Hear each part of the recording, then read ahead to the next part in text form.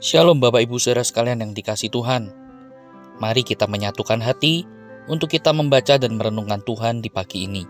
Mari bersama kita berdoa. Bapa yang baik, kami mengucap syukur untuk hari baru yang Tuhan telah sediakan bagi kami. Saat ini kami hendak membaca dan merenungkan firman-Mu ya Tuhan. Kiranya Engkau bersama dengan kami, menolong kami, untuk kami boleh mengerti akan firman-Mu. Terlebih Tuhan, tolong kami, mampukan kami untuk menghidupi kebenaran itu. Tuhan, sertai dan pimpin waktu di depan ini. Di dalam nama Tuhan Yesus kami berdoa. Amin. Saudara sekalian yang dikasihi Tuhan, pada pagi ini bersama-sama kita akan merenungkan dari Ulangan pasal 32 ayat 44 sampai dengan ayat yang ke-52. Namun saya ingin mengajak saudara memperhatikan ayat 46 dan 47. Demikian firman Tuhan. Berkatalah ia kepada mereka, "Perhatikanlah segala perkataan yang kuperingatkan kepadamu pada hari ini, supaya kamu memerintahkannya kepada anak-anakmu untuk melakukannya dengan setia, segala perkataan hukum Taurat ini. Sebab perkataan ini bukanlah perkataan hampa bagimu, tetapi itulah hidupmu. Dan dengan perkataan ini akan lanjut umurmu di tanah kemana kamu pergi, menyeberangi sungai Yordan untuk mendudukinya." Sampai di sini kita membaca firman Tuhan.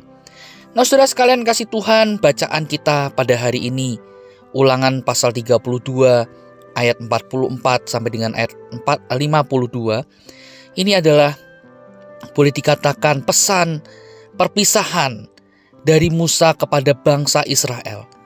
Bangsa yang ia pimpin keluar dari tanah perbudakan.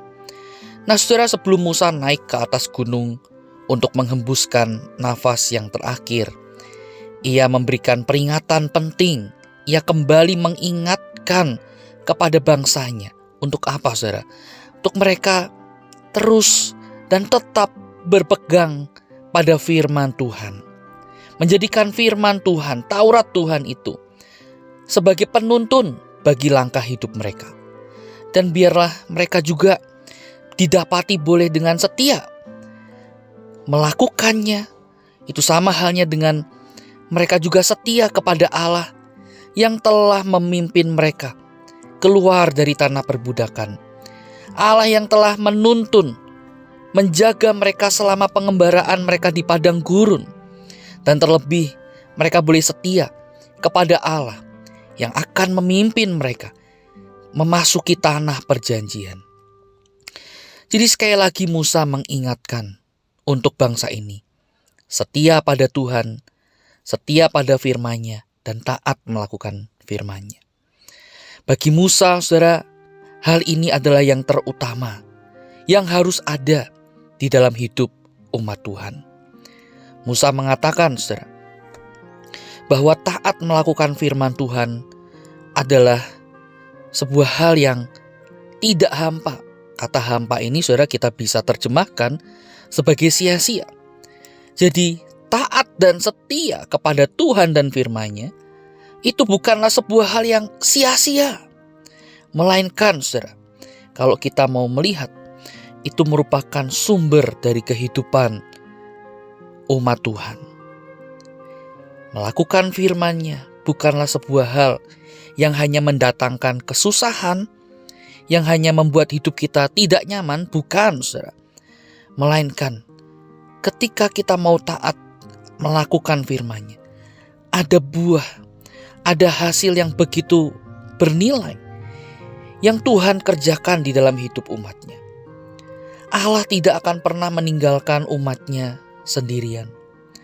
Melainkan Allah tetap dan terus bersama dengan umat-Nya.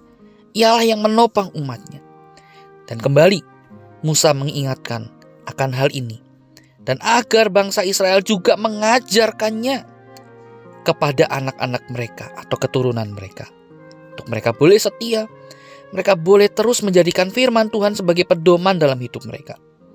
Dan ini juga yang boleh dikatakan, saudara, kalau kita melihat pasal yang ke-6, ini merupakan syema bagi Israel, yaitu perintah untuk mengasihi Tuhan dengan segenap hati dan mengajarkan firman kepada anak-anak atau keturunan secara berulang-ulang.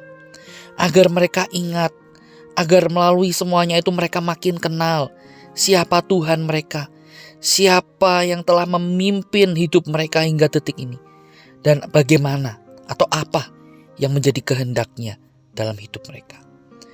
Saudara, inilah yang menjadi pesan terakhir bagi Musa, oleh Musa, bagi bangsa Israel.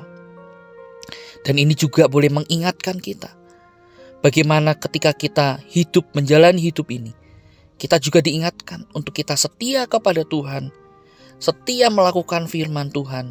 Sekali lagi, semuanya itu bukanlah sebuah hal yang hampa, bukan sebuah hal yang sia-sia tanpa makna, melainkan setia pada Tuhan dan melakukan firman-Nya itu adalah inti dari kehidupan kita sebagai umat Tuhan. Tetap ingat akan pesan ini, dan mari saudara kita pun juga mengingat kita perlu Tuhan, kita perlu pimpinan Tuhan, kita perlu topangan tangan Tuhan, sehingga kita bisa melakukan firman-Nya di tengah segala kelemahan dan kemungkinan kita untuk jatuh gagal. Biarlah kuasa Tuhan nyata di dalam hidupmu dan hidupku.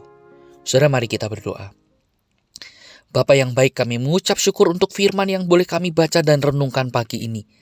Kembali Tuhan, kiranya Engkau menolong kami untuk menghidupinya di dalam hidup kami. Biarlah Tuhan terus senantiasa pimpin kami, tuntun langkah hidup kami, berjalan di dalam kebenaran firman-Mu. Kami tahu kami lemah, kami tahu kami sangat mungkin untuk gagal. Oleh karena itu Tuhan, tolong kami, mampukan kami. Kami berdoa di dalam nama Tuhan Yesus. Amin.